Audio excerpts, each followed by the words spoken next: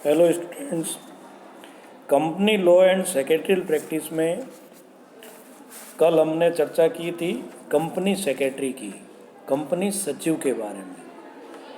तो कंपनी सचिव की आवश्यकता कंपनी में क्यों पड़ती है और उसमें क्या योग्यता होनी चाहिए, उसके बारे में आज चर्चा करेंगे कि कंपनी सचिव की क्या योग्यता है।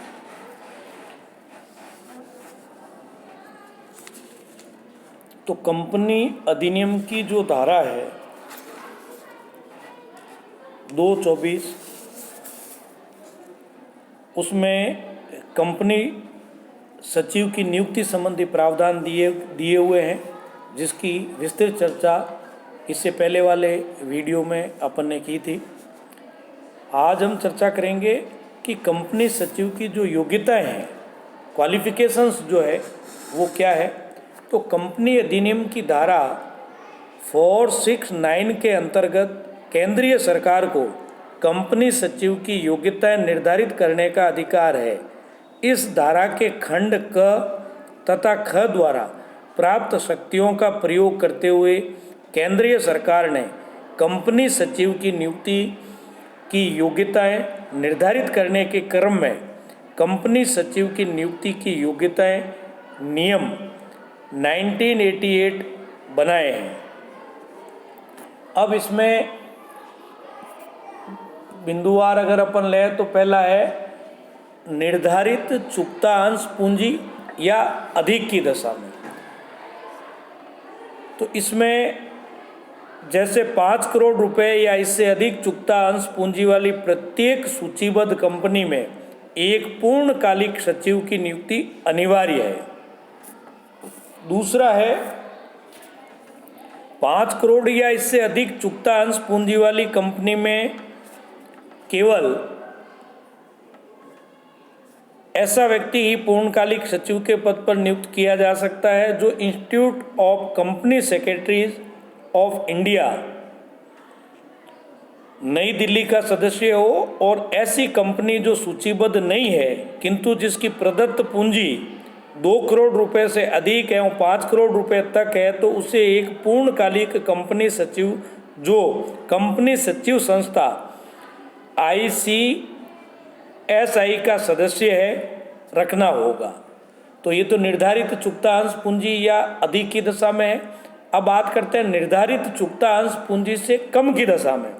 तो निर्धारित चुकता अंश पूंजी से कम की दशा में यदि किसी कंपनी की चुकता अंश पूंजी केंद्रीय सरकार द्वारा निर्धारित 2 करोड़ रुपए से कम है, तो वह कंपनी निम्नलिखित योग्यताओं में एक या अधिक योग्यता वाले व्यक्ति को कंपनी सचिव के रूप में नियुक्त कर सकती है। इसमें institute of company secretaries of India नई दिल्ली का सदस्य, institute of company secretaries of India नई दिल्ली द्वारा इंटरमीडिएट परीक्षा में उत्तीर्ण होने का प्रमाण पत्र जारी व्यक्ति, किसी विश्वविद्यालय की वाणिज्य में या कंपनी सेक्रेटरीशिप में स्नातकोत्तर उपाधि, किसी विश्वविद्यालय की विधि की उपाधि,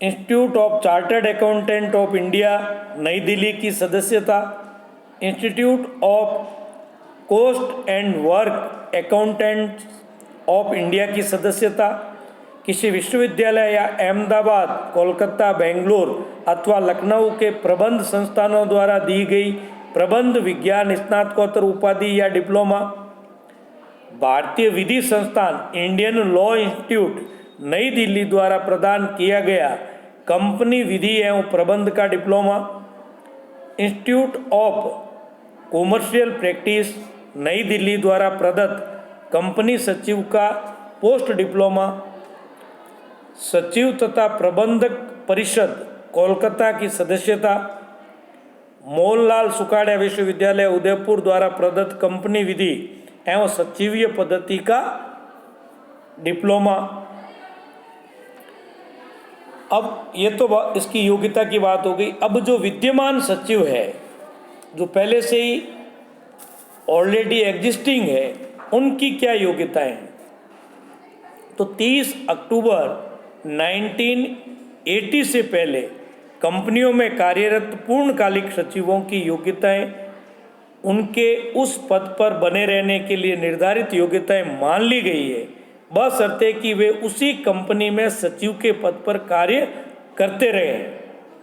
इस व्यवस्था के अनुसार 30 अक्टूबर 1980 से पहले नियुक्त व कार्यरत कंपनी सचिवों पर नई योग्यताओं से संबंधित प्रावधान लागू नहीं होंगे, बशर्ते कि वे उसी कंपनी के सचिव के पद पर बने रहें।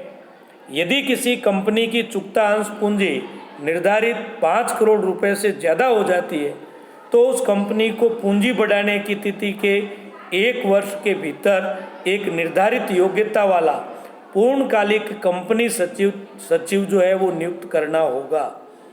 योग्यता नियमों से मुक्ति। जो कंपनियां द्वारा धारा 8 के अंतर्गत निर्धारित लाइसेंस प्राप्त करके कला, विज्ञान, धर्म, दर्शन, साहित्य आदि संबंधित उद्देश्यों की पूर्ति हेतु बनाई जाती है तथा जो अपने लाभों को सदस्यों को लाभांश का वितरण करने में काम नहीं लेती है, अर्थात लाभांश का भुगतान नहीं करती है, उस पर सचिव की योग्यता से संबंधित उपरोक्त नियम लागू नहीं होते हैं। अब कंपनी सचिव की नियुक्ति की विधियां कौन सी है, मेथड्स कौन सा है अपॉइंटमेंट का? तो सबसे पहले है प्रवर्तकों द्वारा, बाय प्रमोटर्स। कंपनी के प्रथम सचिव की नियुक्ति सामान्यतः प्रवर्तकों द्वारा कंपनी के समामेलन से पूर्व ही कर दी जाती है। कंपनी के समामेलन के समय प्रवर्तकों को कई वैधानिक औपचारिकताएं पूरी करनी होती है। इन औपचारिकताओं को पूरा करने में सहयोग की दृष्टि से सचिव की पहले ही नियुक्ति की जाती है।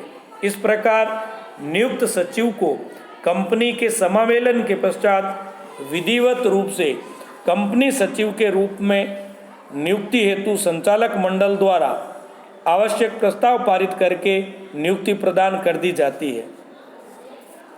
नेक्स्ट है अंतर्नियमों द्वारा, बाई आर्टिकल्स। कई बार कंपनी के अंतर्नियम बनाते समय अंतर्नियमों में ये उल्लेख कर दिया जाता है कि अमुक व्यक्ति कंपनी के सचिव के पद पर कार्यरत होगा।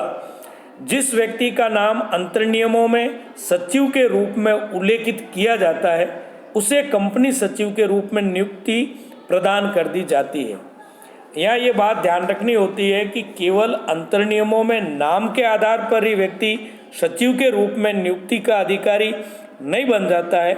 व्यक्ति सचिव के रूप में तभी माना जाता है जबकि अंतर्नियमों के अनुसार उसे विधिवत नियुक्ति दे दी जाती है। यदि किसी व्यक्ति को अंतर्नियमों में नाम होने के बावजूद भी कंपनी सचिव के पद पर नियुक्त नहीं किया जाता है तो वह कंपनी पर वाद प्रस्तुत करके भी कंपनी सचिव के पद पर नियुक्ति प्राप्त नहीं कर सकता है, क्योंकि अंतर्नियम कंपनी के आंतरिक प्रबंध से संबंधित नियम होते हैं। उनसे तीसरे पक्षकारों के साथ अनुबंधात्मक संबंध स्थापित नहीं किए जा सकते। ये नियम कंपनी तथा सदस्यों के बीच कंपनी के संचालन संबंधी शर्तों के रूप में कंपनी तथा सदस्यों को बद्ध करते हैं, किसी बाहरी व्यक्ति को नहीं। ये बात इले बनाम positive government security life insurance company 1876 के मामले में भी प्रतिपादित की जा चुकी है।